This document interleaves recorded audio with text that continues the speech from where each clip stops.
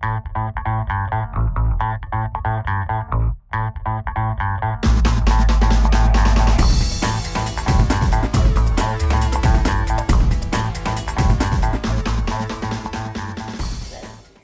manages grant making to social and environmental projects with the goal of improving the quality of life of farmers and GMCR's coffee supply chain, a fund made possible by GMCR's annual donation of a percentage of profits. In the fiscal year 2011, this represented $8.15 million of funding, 74 projects with 41 grantees in 15 countries. Prior to joining GMCR, Colleen was a senior manager with Accenture, the global business and technology consulting firm. During her 10-plus years consulting, Colleen provided support to multinationals and governments before transitioning to work exclusively with the international development sector on a not-for-profit basis with Accenture Development Partnerships. Colleen oversaw a portfolio of nonprofit client accounts designing and managing projects in organizational strengthening, program innovation and impact, and cross-sectoral partnerships. Her global experience includes on-the-ground development sector work in Ecuador, Sri Lanka, and South Africa. Colleen received her BA with a double major in psychology and Spanish from Middlebury.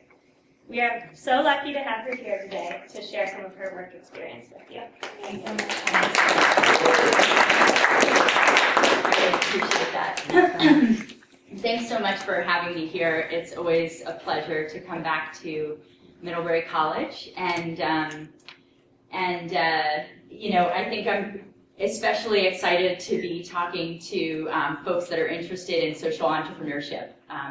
This did not exist when I was a student here, and but I think it's a really critical area of work when we're looking at trying to solve the world's biggest problems. And so I'm really excited about the center and to stay involved with it. And I'm glad we've got such amazing students from Middlebury College thinking about these issues, because we need as many people as we can to solve the world's problems, right? As Heather said, I graduated from Middlebury College. This was me in the year 2000, ready to take on the world.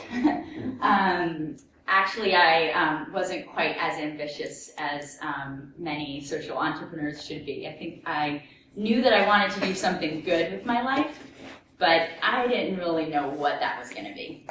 And I just spent the whole last year focusing on my senior thesis and really hadn't put a lot of thought into what I was going to do after.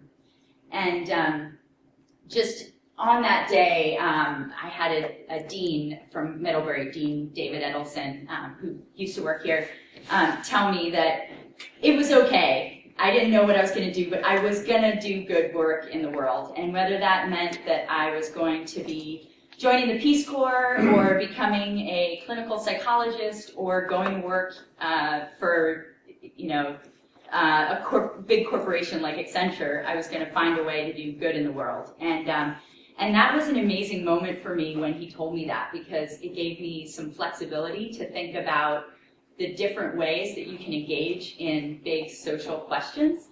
And the truth is that we need people who care about the world and care about social issues in every sector of society, right? We need them working for nonprofits, but we also need them working for banks. We need them as mothers and fathers. We need them as teachers. So I think that this idea of social entrepreneurship is just another step in that direction. There's so many different ways that you can make change, and sometimes the traditional ways are not always the most effective. So I think that that was a really important lesson for me. And after that route that Heather described, I ended up at GMCR, a coffee company based here in Vermont. And I'm in the corporate social responsibility department within GMCR. And the corporate social responsibility department has 6 different major focus areas.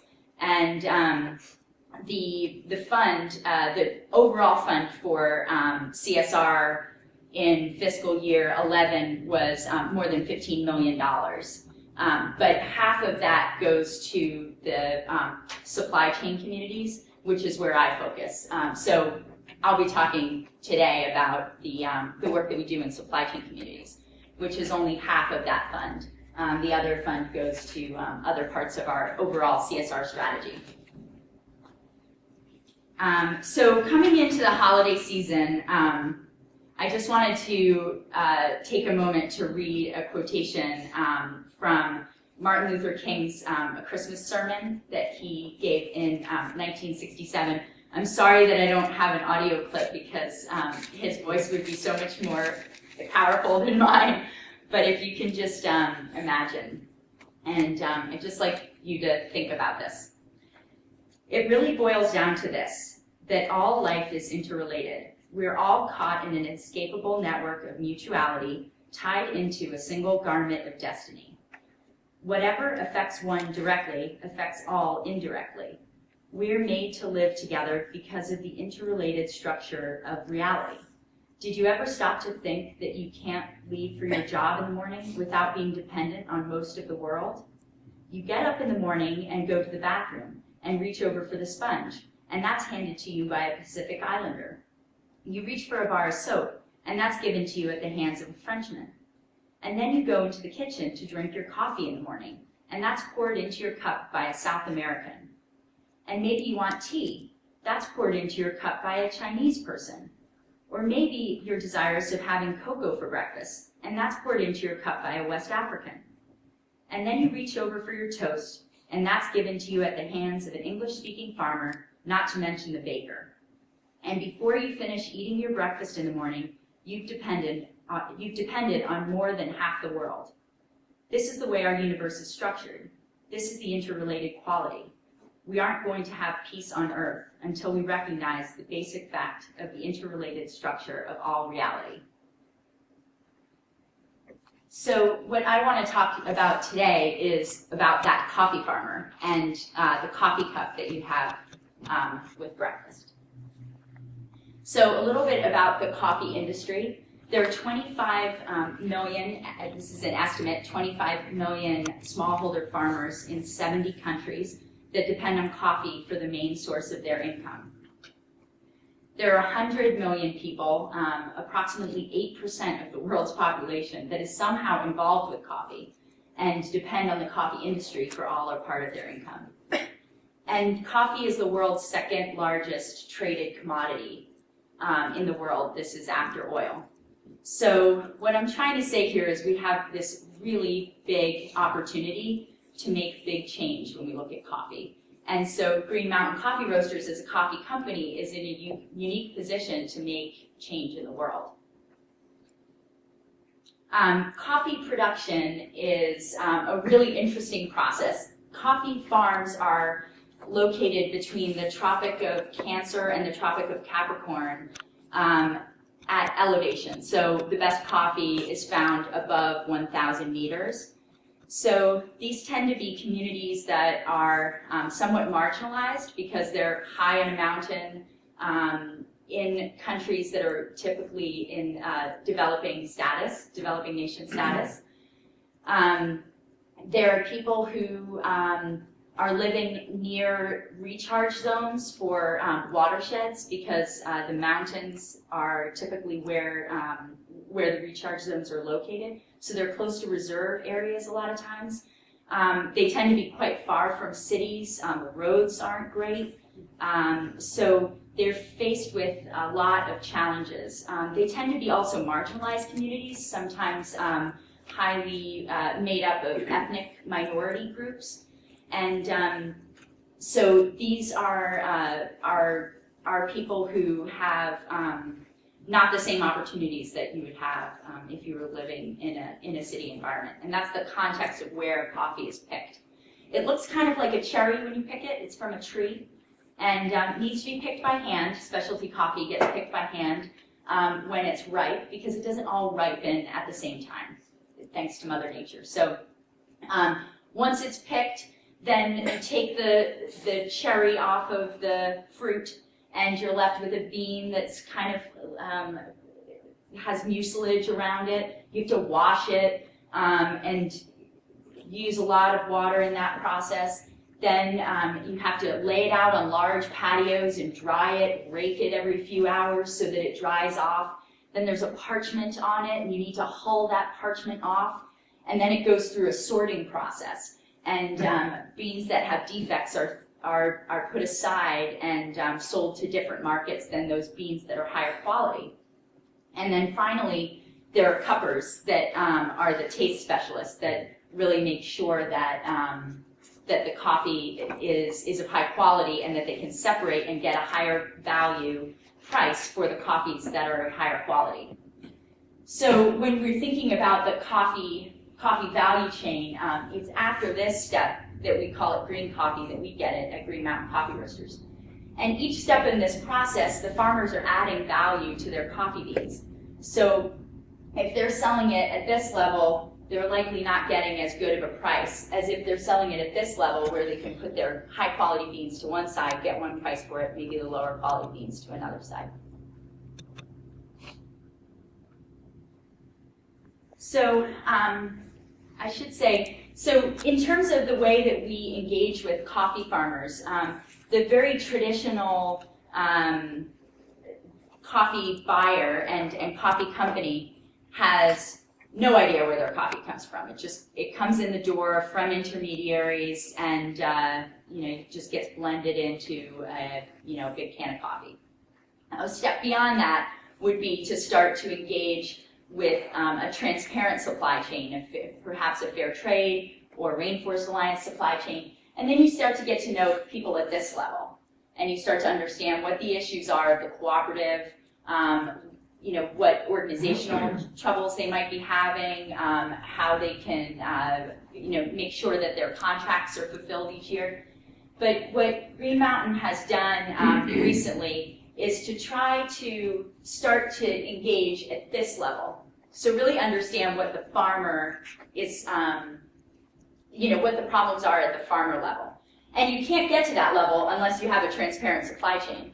So you won't know who this woman is picking your coffee unless you know who these women are and these men that run the coffee cooperatives. So when we start to look at what are the issues of this person and the farmer that's actually picking the coffee, we found that there was a very significant problem, which was an issue that we call the thin months, los meses flacos. And this is something that we found out after doing research with the International Center for Tropical Agriculture. It's called CIAP, based in Cali, Colombia. And they told us, after doing interviews with about 200 farmers, that 66% of smallholder farmers that they interviewed reported between 3 and 8 months of hunger each year. That was a seasonal cycle of hunger. And we were absolutely shocked by this news. We knew that coffee farmers were poor, and we knew that they were facing very difficult conditions. But this idea that they would not be able to put food on their table, even especially seeing this problem within the fair trade coffee farmers, was a real shock to the company. And so we restructured the way that we were doing our grant making to make sure we were focused at the household level. And we also worked to get the industry, the whole coffee industry, involved in this issue, and brought the issue to the specialty coffee industry. And we presented data. Rick Pizer, who's my boss, spent a lot of times talking about the data and talking about the research that had been done. But what he thought would be the most impactful is to get the farmers to tell the story themselves. And so we funded a film. It's a 20-minute film, but I'm just going to show you the 6-minute version of it to give you a sense for what the farmers say in their own words about the issue of food security.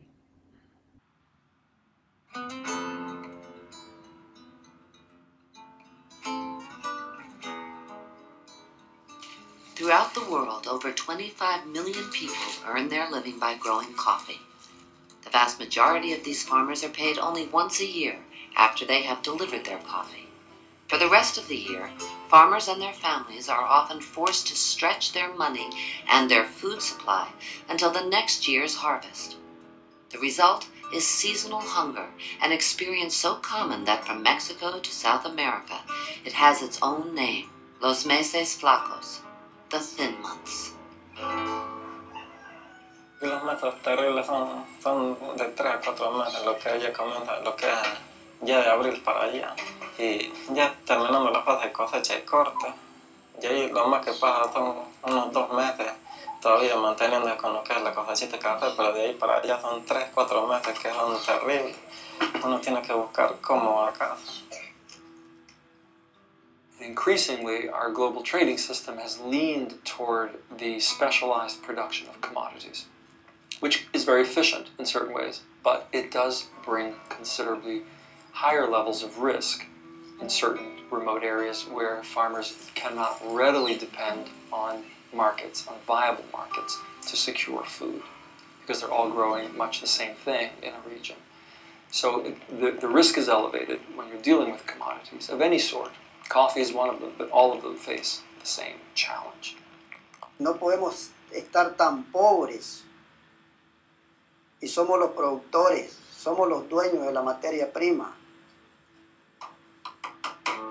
One of the key strategies in fighting hunger is helping coffee farmers return to a more diversified farm. Coffee cooperatives, nonprofits, and the specialty coffee industry are supporting pilot projects that teach fruit and vegetable production, food preservation techniques, and how to market what they produce locally as an additional source of income. Me crié en una familia muy pobre y yo sé que yo de pequeña he trabajado así de doméstica y eso mientras uno no trabaja, no come. A 3-year project headed by international nonprofit Save the Children is helping 750 families in northern Nicaragua. Many of these families live on less than $1 a day. Critical to their survival is the ability to grow food as well as coffee. Here, the practice of creating home gardens is being reintroduced. Save the Children is supporting families with training and with seeds. El proyecto significa, primero, que es una seguridad alimentaria, que el mismo nombre lo dice, que es una seguridad alimentaria. The whole specialty coffee industry is focused on quality, and I think companies need to step back and take a look at the basis of quality. Families who are growing specialty coffee, particularly small-scale farmers, will invest in quality only after they're able to feed their own families. They're not going to feed their coffee plants before they feed their families. So this is the challenge. We have an industry that's very focused on sustainability, and yet here is something that is just so, and also the quality of coffee, that it really needs to be dealt with on an industry-wide scale.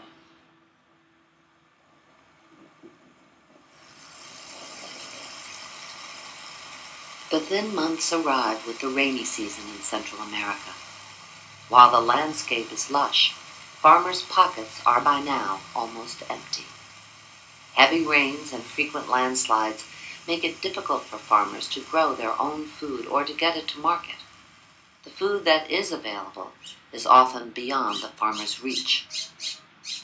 El frijol, bueno, el azúcar sí se sube mucho el precio. Más ahorita en el tiempo de agua, pues que a veces nosotros no tenemos muchos recursos y a veces nos vemos muy difícil pues, para comprar todas las cosas para pasar el tiempo de agua. Como ser humano y como padre que es uno, va, el trabajo, el esfuerzo que hace uno es para los hijos, pues. Lo poco que tiene uno es mejorarlo, pues, para que los hijos no lleguen a sufrir pues carencias. Heifer International is a global nonprofit dedicated to ending hunger and poverty through a community-based partnership approach. In southern Mexico, Heifer is working directly with coffee-growing communities to diversify their sources of food and income so they are not completely dependent on coffee. Para uno, pues, nos va bien, pues, porque ya tenemos otro tipo de ingreso, tenemos otros trabajos, ya no solo el café. Porque a veces también es cansado. Yo buscándole pues de cómo tener pues también para la papa, ¿verdad? No solo quedar así seco, pues.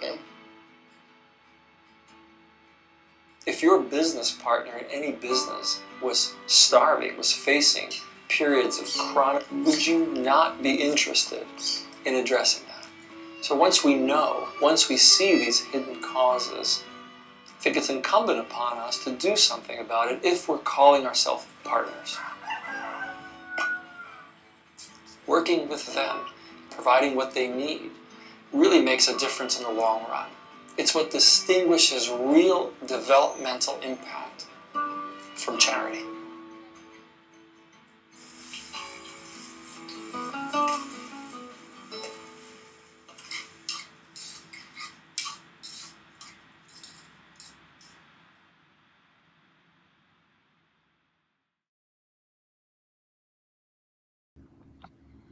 And I can talk about the Save the Children program that we're supporting.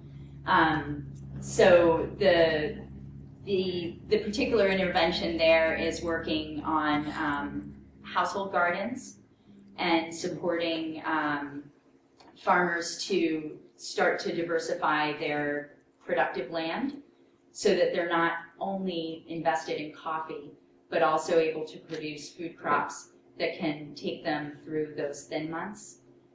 There's also a short story about the work of Heifer International, which is another one of our partners, and they tend to use livestock as the focus of their interventions, and helping families to integrate protein into their diets, and also to increase their income by selling products that come from those animals.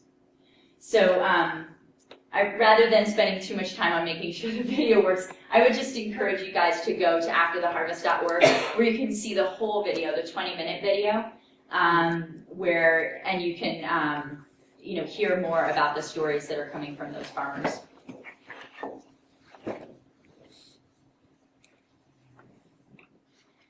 So when we talk about food security, I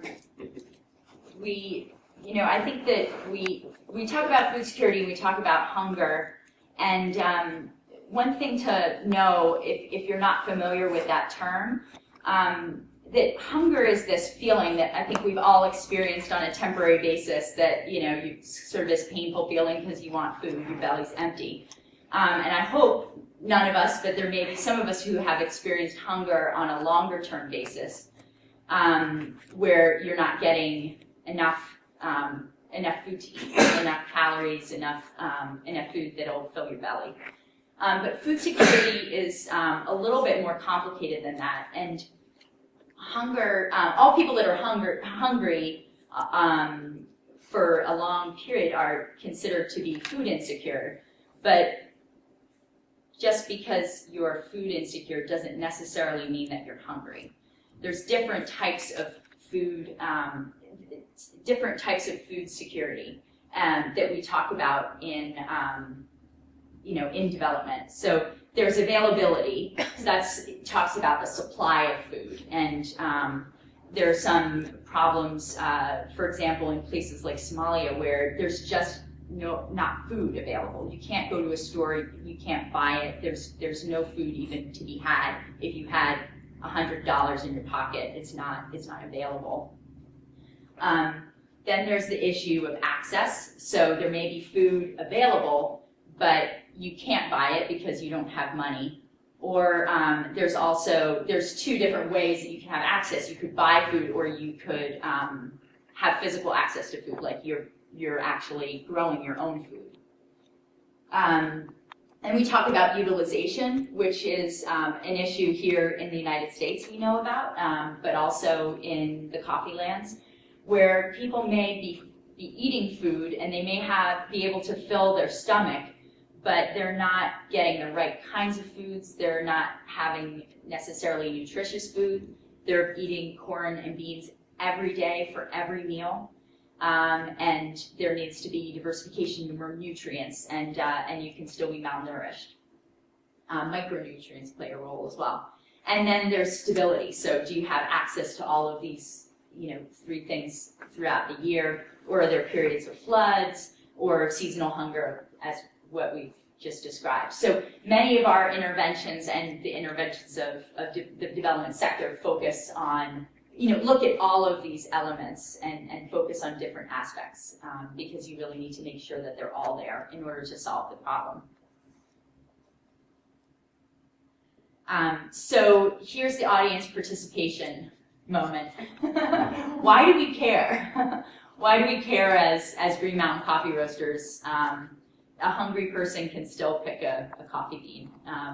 There are 25 million coffee growers. Could we find other coffee growers that maybe aren't experiencing this problem? Why do we care as a company? If you could guess. Because there's a market for green, sustainably produced products. Yeah, more and more of the customers are demanding that. There could be a PR scandal if someone goes and sees, how people are living in the supply chain. What other reasons might there be?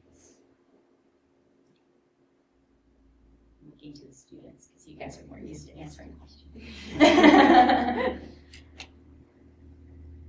We're all entrepreneurs, so we don't care if we get the wrong answer. Yeah. And just the desire to help. That's at least a part of it. Yeah.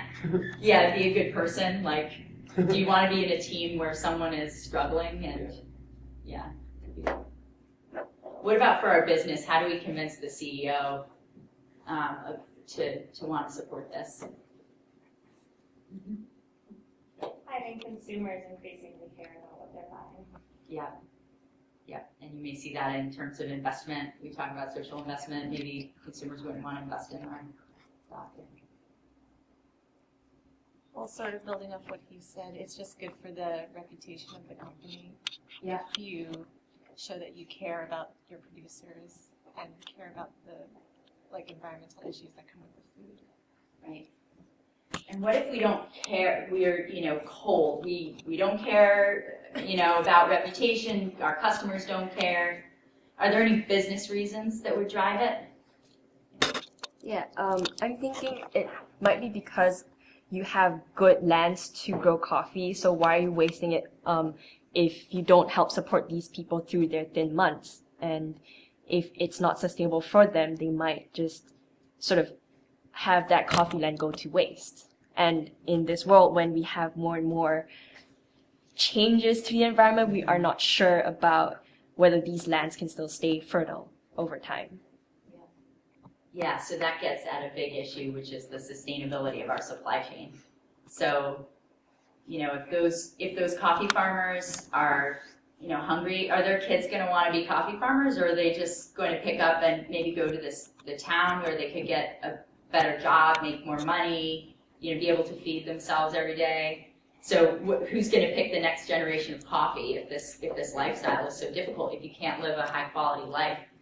And we've built up relationships with those coffee farmers that have those great coffee lands. They've been working on these farms for a long time. We know them. They know the quality we need. They've been trained.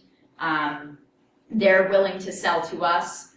Because we care about their quality of life, that maybe another company that comes down the road and is willing to maybe pay a few cents more, but maybe won't be there next year. So that idea of really building up a sustainable supply chain and really seeing it as a partnership rather than just another cog in the wheel is really important to us, and also to our business and to the value proposition behind a lot of this sustainability work. So for those reasons, we have invested heavily in food security work. Of the $8 million that we put in FY11, about 61% of that went to food security projects. And I can give you some examples of those in the next few slides. But across our portfolio, we look at many different issues because all of these issues are interrelated. So, water, for example, if a family's not able to provide their children with potable water, what's the point of having nutritious food, right? They're not going to be able to take in those nutrients. Education, it follows, on the heels. If you can, if you suffer from malnutrition, it's going to be really hard for you to learn in school, right? But if we address those issues of malnutrition, then the schools also have to be improved. Kids need access to education, and so we invest in education as well. Environmental stewardship, economic development, all of these issues are all interrelated, and it's not exactly a clear picture. I mean, there are things within food security that we do and that we work on that are using agroecological practices that could easily fall into the environmental stewardship category, but our primary driver is around putting food on the table, so we put it in this bucket. But all of this work is really interrelated, and so we're working with 43 grantees right now with 81 different projects. Those run the gamut from the Save the Children's of the World that you saw in the video to very small projects that we're doing directly with coffee cooperatives. Maybe there's a nursery for fruit trees that can provide shade for coffee and also food for the household. Or there's a small Montpelier-based NGO named Planting Hope that is working in San Ramon in Nicaragua, which is a coffee growing area. And they offer coffee camps for kids so that their parents can drop them off when they're out of school. They can drop them off at the camp and they can go pick coffee and come back and pick them up at the end of the day. So they're not leaving a 5-year-old in charge of the family when they've left. So, but as I said, we're focusing on food security. This is one example of a project that we're supporting in food security. We actually have 2 projects with Catholic Relief Services in the coffee value chain. There's one in Central America, working in Nicaragua, Guatemala, Honduras, and El Salvador. And then there's one in East Africa that's focused on Kenya, Ethiopia, and Rwanda. And they're looking at those different aspects of food security, right? So they're working with, this woman is in Guatemala, I believe. Yes, Guatemala. And she was given chickens so she can feed these eggs to her kids. So that's physical access to food. She also had a small household garden as part of that project. There's economic access to food. So this is the idea of diversifying your income and providing income sources that aren't once a year but might be spread across a year. Honey production is really an interesting one because the honeybees can actually pollinate the coffee flowers as well, so you can see a higher production. But there's a great market for honey right now, and you don't need a lot of land for it. A smallholder can have hives on their property without needing too much land. So that's dealing with economic access to food. There's also utilization, looking at there's programs around nutrition and recipe exchanges. So now that you've planted this new kind of vegetable in your family garden, and maybe it's very nutritious, but if you don't know how to cook it, and maybe your kids turn their noses up to it because it's not what they're used to, how would you actually incorporate it into the family's daily food routine? And then there's also this idea of stability. So these are women's groups that have savings projects. So this is a box where they bring in their savings every other week, and then they get that money at the end of the year. And throughout the year, as they're adding to it, they can choose to make loans to the other women in the group, and then those loans are repaid at a low interest rate, and they all get profit from it. So it's an example of a project that has lots of different pieces of trying to solve that issue of food security. But one of the big topics in development right now is, how do you actually test? How do you know that this is making a difference? So a lot of times we'll see programs send us a report and said, we did this many trainings, we put in this many gardens, we had this many technicos out talking to people, and we touched this many people. And we don't know whether those people are any different before or after the project. So we've been rolling out this new monitoring and evaluation system that has both quantitative and qualitative aspects to it. And this is an example of some of the quantitative data that we received recently from a heifer project that we have in Honduras. And this woman up here has received chickens, but they also had cows as part of the exchange as well. And so what they were able to provide us with is data on the percentage of families that are falling into these different categories of thin months. So these are people who have reported 3 months of food insecurity, 2 months of food insecurity, 1 month, and no food insecurity. So they're able to feed their family for 12 months. And as you can see, during the course of this year, and actually the project, it should be said, is over a year old, but this was the first year of the data. They've seen a decrease in 9% of the families that are reporting 3 months of food insecurity. And they're seeing some reductions in the number of people reporting 2 months. Now, we are seeing more people in 1 month, but that's probably as people are moving up the scale. And we're hoping that we're going to continue to close the window until everyone's in this category. You can also see some changes in the nutritional deficiencies of children. So the severe malnutrition levels have decreased over the past year. The moderate levels have increased a little bit, but that's again because they're moving up this scale, and that we would hope by the end of the project we're seeing the children in this category.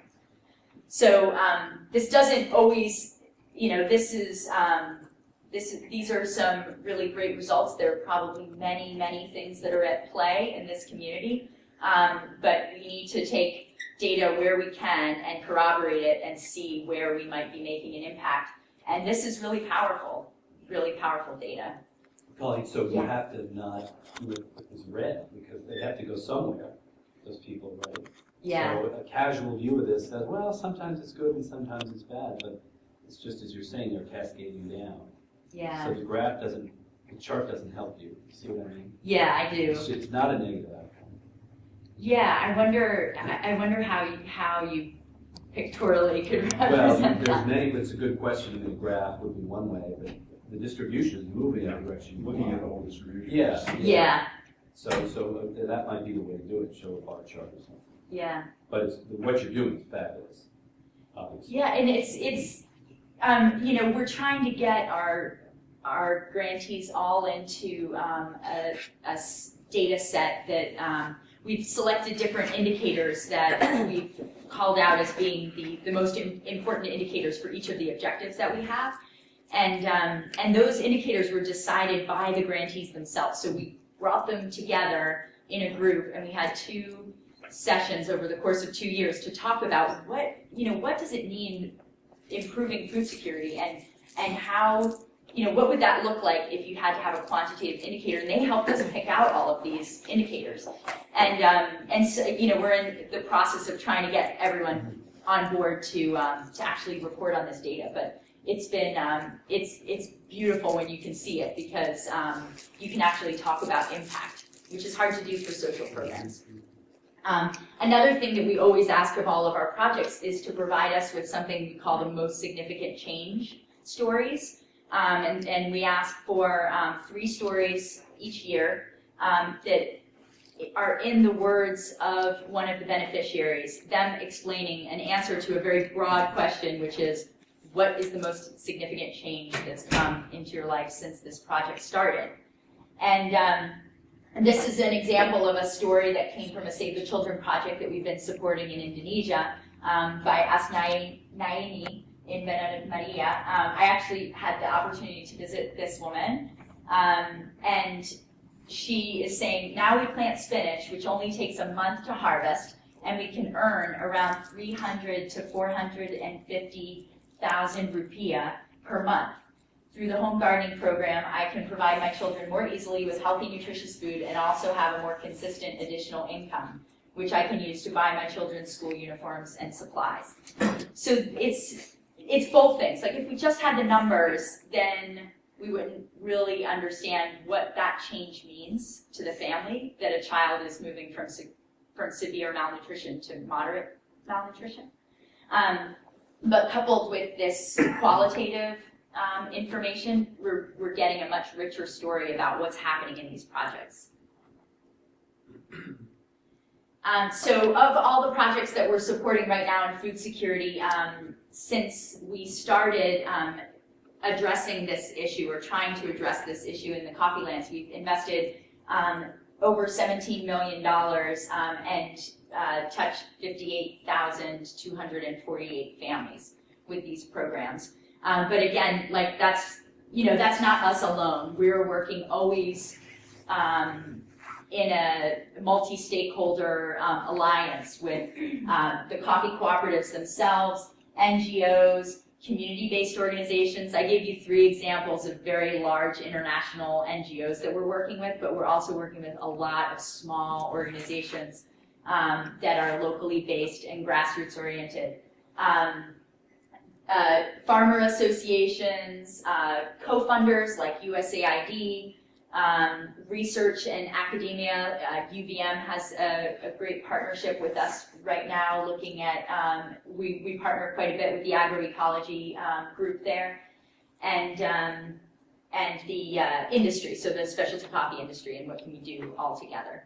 So we think that the only way we can actually make a dent in this food security issue is by working with all of these partners together on projects. So we're not only trying to drive our own strategy in that way, but we're trying to bring in as many of these other partners as possible with things like the film and through conferences and other ways to collaborate. So we're hoping that over time we'll see this window close on food security, on food insecurity in the Coffeelands.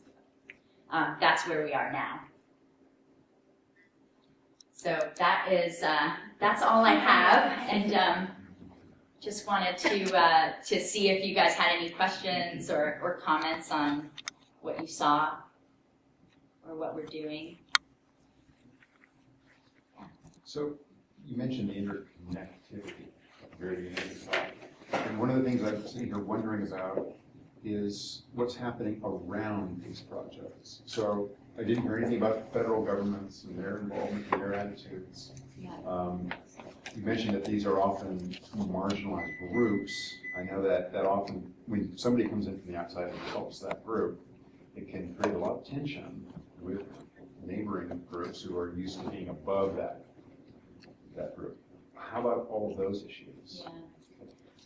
Yeah, they're really important issues, and I don't, we haven't found the silver bullet with any of them. We do encourage the programs that we work with to engage with local governments, and a lot of times they do as a policy, so that they're not replicating local services, but enhancing them and integrating with them.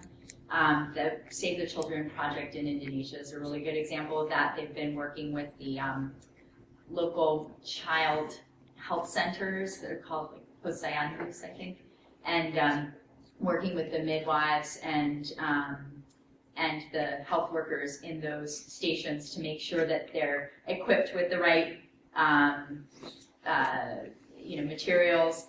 They added micronutrient supplements that were missing. They also supported a lot of training, but for those existing workers, those were workers that were there. It wasn't Save the Children staff who came in from abroad to work in those locations.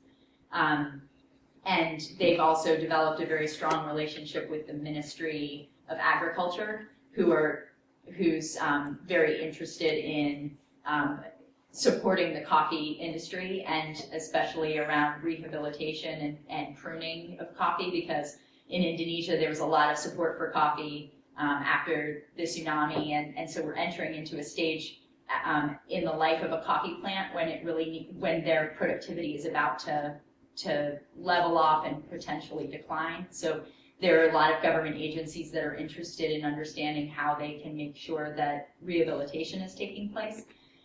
So I think that that these projects tend to be quite, I would say some organizations are better than others at engaging with the local organizations, but we don't have those relationships with the government as a company. We've been typically engaging at the cooperative level, and they then will bring in those other partners. but we don't fund directly to governments or work so closely with the governments.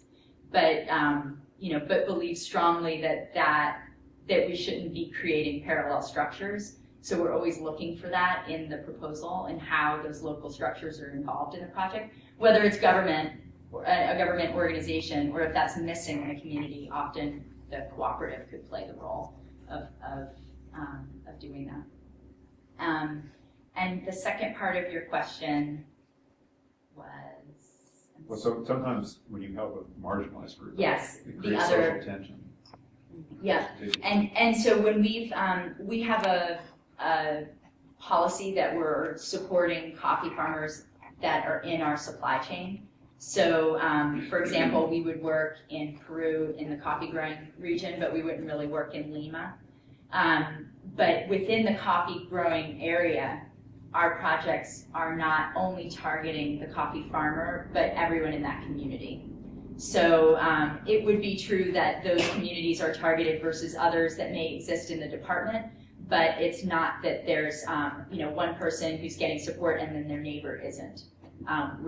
We try and be very careful to support the whole community's growth, because oftentimes in these coffee growing areas, even if you're not a coffee farmer, you are involved in the coffee trade because that's all that exists in that small town. So maybe you're a picker for someone else, or you sell. There's a woman in the film that just has a little general store, and she suffers the thin months because all her customers are coffee farmers, and they don't come in, to buy her products during those months. Yeah. Very good talk. Great effort. One of the best examples of results, I thought, was the example of the Indonesian woman growing spinach. And we all know how important home gardens can be for supplying food, especially in the tropics where it's 12 months a year.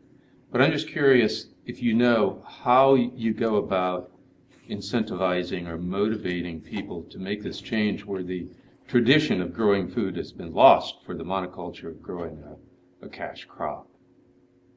Yeah, it really is a cultural change. It's strange because these are farmers, and so you could make the assumption that a farmer would be able to grow coffee and also be able to grow these other things, but and their parents tended to be subsistence farmers, and they hadn't become so technified in coffee. So it's true. It has changed their way of life, and so we have seen examples of projects where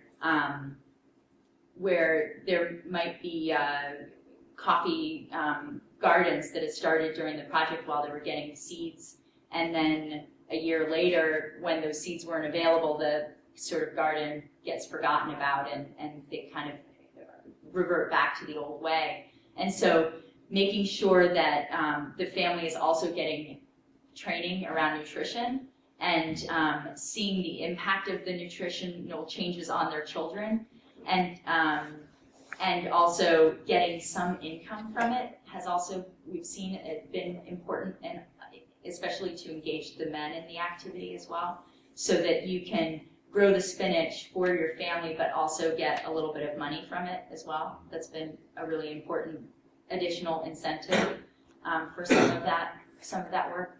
And then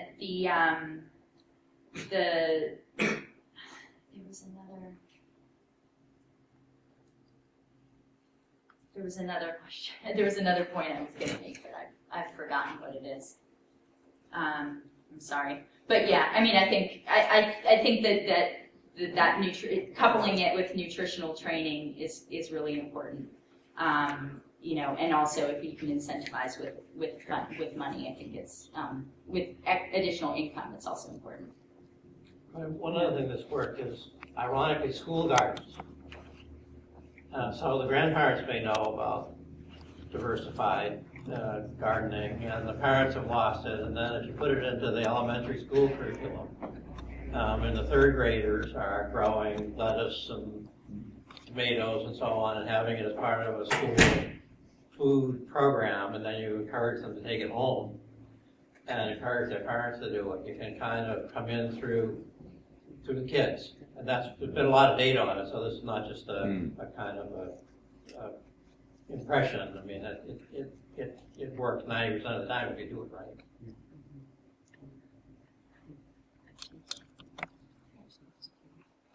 So I just have a question about the organization and management of these projects. When you're partnering with these NGOs, and in terms of creating sustainable development, especially under this model you guys established of creating a sustainable supply chain.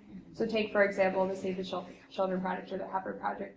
What kind of long-term, even after maybe the funding has run out or there's not people on the ground in those communities anymore, what kind of long-term evaluation is there to say, okay, so we set up the spinach crop, but then there was a blight and the spinach you can't grow spinach anymore, or the cows died. Yeah. So is there any kind of long-term evaluation to make sure that this development is actually continuing beyond the scope of the funding and implementation of the project itself? Yeah, I think just in general, the development sector has to get better at that, and you know, we're trying to get better at it as well because it's an issue. But some of the models that we've seen are that some of our partners, for example, the Heifer group, they request funding for 5 years for their program, even though the main intervention is only 3 years, so that they come back and measure again at 4 years and 5 years after the project is finished and they have a touch point. That's really important. So we're trying to see more of that. Also, the after the harvest research that was done with CIAT that I mentioned, that was at this point about 6 years ago in certain communities where we've made some heavy investments in food security projects. So we're working right now to contract with a student group from Tuck to go back to those same regions and do research and ask the same questions and see what change there's been in those communities. The other main way to make it sustainable relates to the point that we were discussing, which is making sure that local organizations are involved and really owning the intervention. And so some of the locally based or grassroots organizations that we work with are in those communities for the long haul. They live and work in those communities. The cooperatives are there for the long haul. So if you can make sure that local groups are actively involved in the project, that can make a big difference as well. And I remembered the other point that I was going to make about the gardens is this idea of food sovereignty, and which is that the seeds and the knowledge of with how to approach food security exists within the community themselves, and they have ownership over it. And so using seeds that are local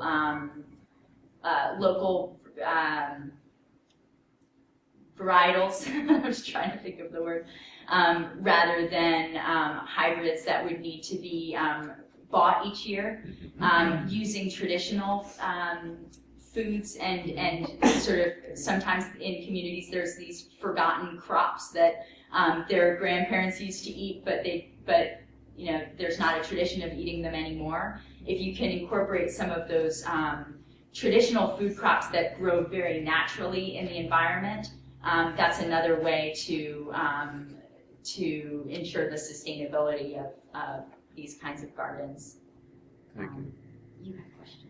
Yeah, I'm just wondering like how this program help with the production of coffee, like in addition to how it helps the family. For example, some of them are making money, which creates like a positive externality if you're in production, and also probably the program can attract more farmers who want to contact with you, and also maybe just because their house condition is improving, they are more willing to devote to the production. So I'm wondering, did it really increase the production?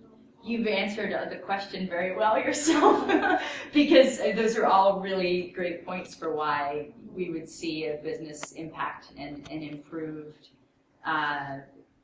improvements in the coffee value chain, even from making these other investments. Things like shade from fruit trees and increasing shade cover can also increase the productivity of the coffee plants for the soil health, and also the shade itself helps coffee grow. We also have some programs that focus on productivity in coffee, so that the farmers can maximize their income from coffee. They often have plants that are quite old and really need to be pruned back, but people who have don't have a lot of income are very nervous about pruning back their coffee tree, because that means their next year, maybe 2 years, are going to be low production, even if the benefit will come later. So there's there have been some traditional issues with maintaining the coffee trees over time. So we have some programs that are focused on productivity. We haven't actually done the research to find out whether investments in food security actually come around and improve the productivity. We haven't really made that correlation. It would be probably a little bit hard for us to do, to be able to really, with some assurance, correlate the change in productivity to come from our interventions on food security. But we do think that it benefits us and benefits the farmers for the reasons that you mentioned. There's higher loyalty to the cooperative. There's more people that want to join the cooperative. You are tending to your parcel throughout the year because you have these other products, these diversified products that need to be tended throughout the year. So maybe you're going in and you're also pruning your coffee while you're there. I mean, there's lots of ways that the coffee value chain can be improved, the honey, as you mentioned. So, yeah, we haven't made that quite that much yet. Yeah, sort of bouncing off of that, I'm wondering how prone they are, because for some of them, their immediate need is money, perhaps. So how prone are they to sort of switching to a different company that can give them a higher price, but not all these benefits that are more long-term?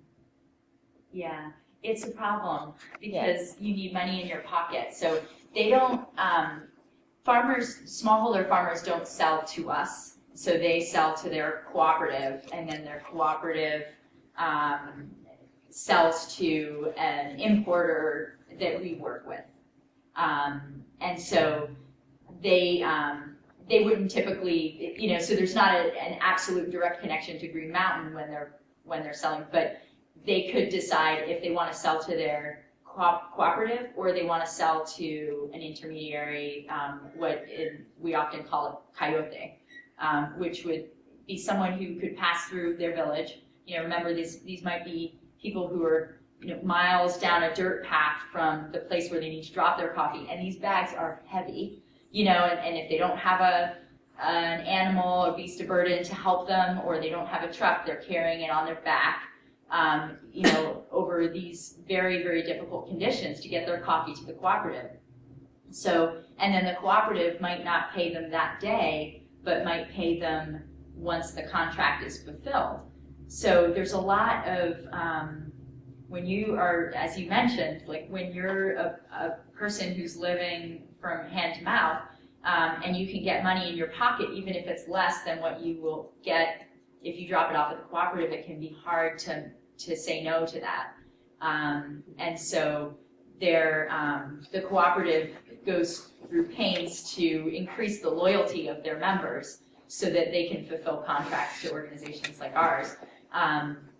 But when the prices are high, it's harder for them to do that because the intermediaries are willing to pay higher prices. And there's less incentive to sell to the coffee cooperative. So yeah, it's a real challenge. I was wondering where how do the connections between Green Mountain Coffee and the nonprofits who do these projects start? Does it come from, does your department see a need in a certain area and then target an NGO, or do you field applications from them? And is there any effort to see the request come from the community itself for projects? Yeah, it's a mix. So, but every project has to have a letter of support from the community that it's supporting.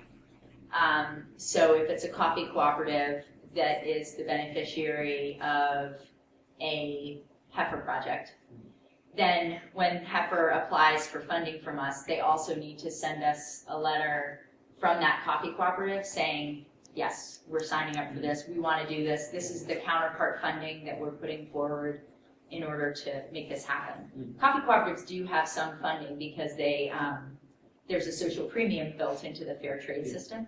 So they have some funding that they can put towards projects, and oftentimes we look for whether they're willing to put that money down on the table, because if they are, then that's showing some interest from them as well. So that is a requirement of a project. We prefer to go directly to the cooperatives and find out what their needs are, and for them to identify the partner that they want to work with. And I think that that is when they feel the most ownership. And there are many examples of projects that we've had that came to us that way. But we also have many projects where we've started working with Save the Children, or we've started working with Mercy Corps. And we've been really pleased with the outcome of the project, and we think, okay, you could go maybe down the road in the same country, in the same province, and to another cooperative that we're working with, and start to support them. But there always has to be interest then coming back, because we agree. I mean, there needs to be local ownership of the solution, and also, you know, that local folks are just defining what they think is the priority in the area. Because we can't invest, we have a limited amount of funding. So we can't afford to invest in something that's not important to one of our cooperatives, because that might be the only project that we're able to do with them, and that would be, you know, a shame. So, yeah. Are other companies or coffee companies involved with their supply chains to the extent that you guys are? And are there any companies that are particularly involved or less involved? Yeah. I think a lot of companies are very involved in their supply chains, especially small companies that are involved in what we call direct trade relationships, where a coffee company could build a relationship directly with a cooperative and buy coffee directly from that cooperative. So then they have this really strong relationship. They're buying coffee typically at a high price, not always under a certification scheme. And they can really heavily invest in that way. And that tends to be more effective for small coffee companies that are really values driven. But for larger coffee companies like ourselves, it's a little bit more complicated and harder because of the volumes that we need to develop those direct trade relationships across the board. We have some direct trade relationships, but not very many. We typically, we're using the fair trade system to have that transparency and that understanding of the social and environmental conditions of our suppliers. Starbucks is doing a lot of wonderful things in their supply chain. They have farmer support centers that they've set up that are providing training and rehabilitation loans to farmers. So, you know, I think that has been really well received and is good work. Nestle has, through Nespresso, is doing a lot of work on trying to get their farmers to be Rainforest Alliance certified, but they're building a sort of a step-by-step program for farmers to kind of enter into that path without, it's not an all or nothing, like either you're Rainforest Alliance certified or you're not. There's mid-level steps that they're creating for the farmers with incentives along the way so that eventually they'll get their supply chain to be Rainforest Alliance certified. But I'd say that the approach that we're using to really look at that farmer level, at that household level with the farmers is pretty unique in the industry. So not focusing our interventions on how we get more coffee and better quality coffee, but focusing on the livelihood of the farmer and having faith that that will eventually mean that we'll get more coffee and higher quality coffee. Thank you so much. I think we have to cut it off. Yeah.